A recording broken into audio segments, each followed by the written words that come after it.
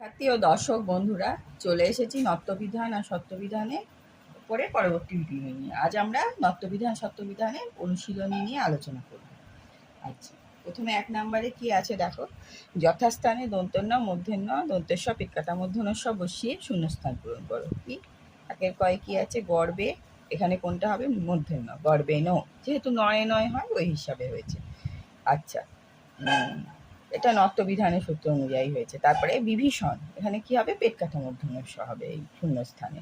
এখান থেকে পেট কাটা মূর্ধন্যস্ব নিয়ে এখানে বসিয়ে দিতে হবে। তারপরে নরেন, এখানেও মূর্ধন্য হবে। নারায়ণ, এখানে 2 নম্বরে কি আছে? সঠিক উত্তরে টিক চিহ্ন দাও। এর কয় কি? নরেশু পেট কাটা মূর্ধন্যস্ব না দন্তেস্ব? এখানে হবে এই পেট কাটা মূর্ধন্যস্ব, এইটা হবে অ্যান্সার। আচ্ছা, লতাশু পেট কাটা মূর্ধন্যস্ব দন্তেস্ব, এটা কোনটা হবে? এই দন্তেস্ব, এইটা হবে। অর্থাৎ এক্ষেত্রে সত্যবিধানের সূত্র খাটছে না। আচ্ছা, এবার গমিস্বামী না গমিস্বামী কোনটা হবে? এখানে এই পেট কাটা মধ্যে সহজ ফালা আকার মহেশ, এইটা হবে। এবার বিপণেন মধ্যে নয়কা দন্তের না মধ্যে নায়কারে আছে কৃপণেন, এখানে কি হবে? মধ্যে নায়িকার দন্তের না মধ্যে নায়িকার মধ্যে, এখানে হবে প্রথমটা হবে মধ্যে নায়িকা দন্তের। এবার বণিক, এটা কি হবে? ব মধ্যে নয়সী কয়ের পরে বিসর্গ হয় বণিক। এবার পুষণ কোনটা হবে? কয় দীর্ঘ পেট কাটা মধ্যন্যস্ব মূর্ধন্য হাসন, এইটা হবে অ্যান্সার। 2 নম্বর গেল। এবার 3 নম্বর কি বলেছে? নিচের শব্দগুলিতে মূর্ধন্য হওয়ার কারণ নির্দেশ করো। এবার নরেন, এটা কোনটা হবে? নরেন এই শব্দে সে একটা এই নত্যবিধানের সূত্র যে নিয়মগুলো আছে ওগুলো দেখতে হবে। স্বরবর্ণ ক বর্গ প বর্গ মুতুজ্জয় হসন্ত বয় হসন্ত হয় হসন্ত, অথবা অনুসার ব্যবধান থাকলে রি রি রয় হসন্ত পেট কাটা মূর্ধন্য পরবর্তী এক পদস্থিত দন্ত্যন্য মূর্ধন্য হবে। সেই জন্য মানে এই সূত্রানুযায়ী যে সূত্রটা বললাম মূর্ধন্য মূর্ধন্য হয়েছে, সেই জন্য এখানে মূর্ধন্য হয়েছে। এবার চাণক্য, এখানে কি বলেছে? ব্যাকরণের কোনো নিয়ম খাটে না, এখানে প্রাচীনকাল থেকে প্রথাগতভাবে যা হয়ে আসছে চয়াকার মূর্ধন্য কজফলা, এই নিয়ম অনুযায়ী এই চাণক্য শব্দটা এসছে। এখানে মানে কোনো নত্যবিধানের নিয়ম খাটলো না। এবার প্রণাম, এখানে কি হবে? প্রণামও, এখানে প্র উপসর্গের পর প্র পড়া যে সূত্রটা পড়েছি না নত্যবিধানের, ওই সূত্রটা এখানে প্রযোজ্য হবে। প্র উপসর্গের পর নম ধাতুর দন্তন্য হয়েছে, দন্তন্যটা মূর্ধন্য হয়েছে, সেই জন্য এখানে প্রণাম শব্দটা এইভাবে এসছে, মূর্ধন্য আকার হবে।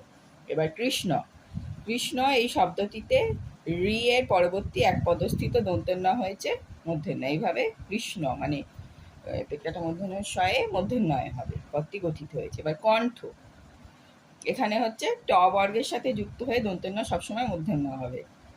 এই সূত্রটাও দেখবে আছে তোমাদের, এগুলো আমি সবই আগের দিন লিখিয়ে দিয়েছি। এইভাবে কণ্ঠপদটি গঠিত হয়েছে। 4 নম্বরে নিচের শব্দগুলিতে মূর্ধন্য হওয়ার কারণ নির্দেশ করো। কি আছে? প্রথমে হরিসেন, হস্যইকারান্ত উপসর্গের পর কতগুলি ধাতুতে পেট কাটা মূর্ধন্য হয়, সেই জন্য এখানে হরিসেন শব্দে পেট কাটা মূর্ধন্য হয়েছে। তারপরে কি আছে? অগ্নিষ্ঠ, কি বলেছে? ব্যাকরণের নিয়ম অনুযায়ী ট বা ঠ বর্ণের আগে সর্বটা পেট কাটা মূর্ধন্য বসে। দেখেছো কি? এখানে অগ্নিষ্টম, এখানে ট এই বর্ণের আগে পেট কাটা মূর্ধন্য বসেছে, সেই জন্য এখানে এইভাবে এই অগ্নিষ্টম এই শব্দটি এসেছে। তারপরে শিষ্ট, কি বলেছে? শীষ ধ্বনিযুক্ত ট এবং ঠ এর অব্যবহিত পূর্বে পেট কাটা মূর্ধন্য হয়, সেই জন্য এখানে ট এর পূর্বে এসছে পেট কাটা মূর্ধন্য, সেই জন্য এই শিষ্ট শব্দে পেট কাটা মূর্ধন্য হয়েছে। এবার আছে কি? ভাতৃষু, এখানে কি বলেছে? এটি পুংলিঙ্গ বলে পেট কাটা মূর্ধন্য হবে। ভাতৃষু যেহেতু পুংলিঙ্গ, কিন্তু স্ত্রীলিঙ্গ হলে তখন কিন্তু আবার দন্তেস্ব হতো, অর্থাৎ ভাতৃষু পেট কাটা মূর্ধন্য হবে। এরপরে 5 নম্বরে কি আছে? কারণ সহ সংশোধন করো। প্রথমে কি আছে? পুরস্কারও, এখানে পুরো শব্দের অকারের পর বলে এটি পেট কাটা মূর্ধন্য হবে না, দন্তেস্ব হবে, অর্থাৎ এখানে সত্যবিধানের নিয়ম খাটবে না, অর্থাৎ এখানে কয়সু র দন্তের শয়ে কয়ে আকার র হবে, পুরস্কার বানান মানে এখানে যেটা দেওয়া আছে সেটা হবে না। এরপরে কি আছে? লতাসু, এখানেও তাই, সত্যবিধানের নিয়ম খাটবে না, আকারের পর আছে বলে লতা যেহেতু আকার দন্তেস্ব হবে, পেট কাটা মূর্ধন্য হবে না, সেই জন্য লতাসু হবে।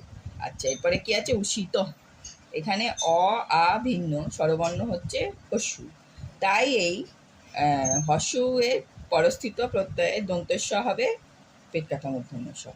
আচ্ছা, হস্যের পরস্থিত দন্তেস্ব মানে এইটা, এই দন্তেশ্বটা উষিতর এই দন্তেশ্ব, সেই জন্য এখানে পেট কাটা মূর্ধন্য স হয়ে যাবে, অর্থাৎ শব্দটি পশু পেট কাটা মূর্ধন্য স হবে, উষিত হবে। এরপরে কি আছে বিষম।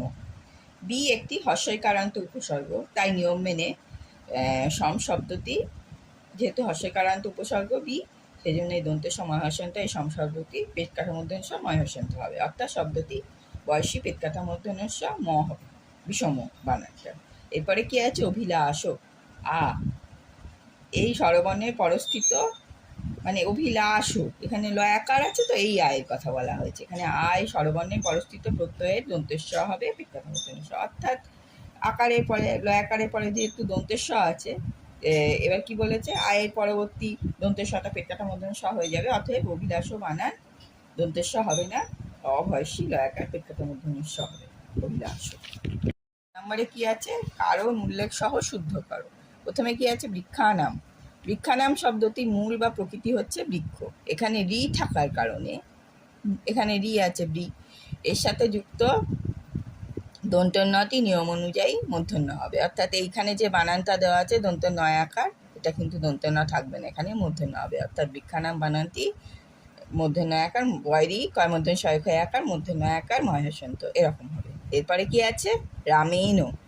এখানে কি বলেছে সংস্কৃত ব্যাকরণে রাম শব্দের তৃতীয়া বিভক্তির এক বচনে রামেণ শব্দে মূর্ধন্য হবে, দন্তন্য হবে না, মানে অর্থবিধানের নিয়ম অনুযায়ী আর কি, কারণ এখানে দন্তন্যর আগে র ধ্বনি আছে, তাই রামেণ হবে, অর্থাৎ রয়াকার ময়াকার মূর্ধন্য হবে, এখানে প্রথমটা হবে না, মানে যেটা দেওয়া ছিল সেটা হবে না। এরপরে কি আছে প্রণাম। প্র উপসর্গের পরে নম ধাতু আছে বলে এখানে দন্তন্য হবে, দন্তন্য হবে মূর্ধন্য, মানে এখানে পয়রফালা শব্দটা কি হবে মূর্ধন্য আকার ম বিসর্গ, এরমভাবে প্রণামটা হবে। এরপরে কি আছে নৈপুণ্যম।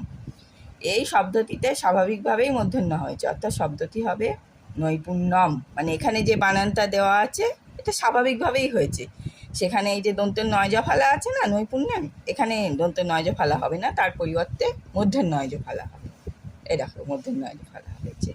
এরপরে কি আছে বৃংহনম। কি বলেছে অনুস্বার, এই যে অনুস্বার ব্যবধান থাকলে রি রি রয় হসন্ত পেট কাটা মূর্ধন্য সয়ের পরবর্তী দন্তন্য হবে মূর্ধন্য, অর্থাৎ এখানে বৃংহনম এই শব্দটিতে দন্তন্যটা মূর্ধন্য হয়ে যাবে, যে বৃংহনম বানানটা বয়রি অনেশ্বর হওয়া মূর্ধন্য ময়হসন্ত হয়ে যাবে, ঠিক আছে। এরপরে কি আছে নারায়ণ। নারায়ণ শব্দটাকে বিশ্লেষণ করে কি পাবো দন্তন্যয় হসন্ত যুক্ত আ যুক্ত রয় হসন্ত যুক্ত আ যুক্ত মূর্ধন্যয় হসন্ত যুক্ত অ, এইভাবে বিশ্লেষণ করেই নারায়ণ শব্দটাকে পেলাম। এই শব্দটিতে কি আছে রয় হসন্ত আছে। আচ্ছা, রয়ের পরবর্তী অস্বরবর্ণ এবং উন্তুষ্ট থাকার পরে নত্যবিধানের নিয়ম অনুযায়ী শব্দটি দন্তেন্য হবে মূর্ধন্য, মানে এই নারায়ণ এই বানানটা যেহেতু এখানে দন্তেন্য আছে এটা কোনোভাবেই হবে না, এখানে নত্যবিধানের নিয়ম অনুযায়ী এটা কি হবে মূর্ধন্য হয়ে যাবে, অতএব নারায়ণ বানানটি কী হয়ে যাবে দন্তন্য আকার রয়াকার উন্তুষ্ট মূর্ধন্য বিসর্গ, এইভাবে নারায়ণ এই বানানটা হয়ে যাবে, এখানে যেটা দেওয়া আছে এটা হবে না।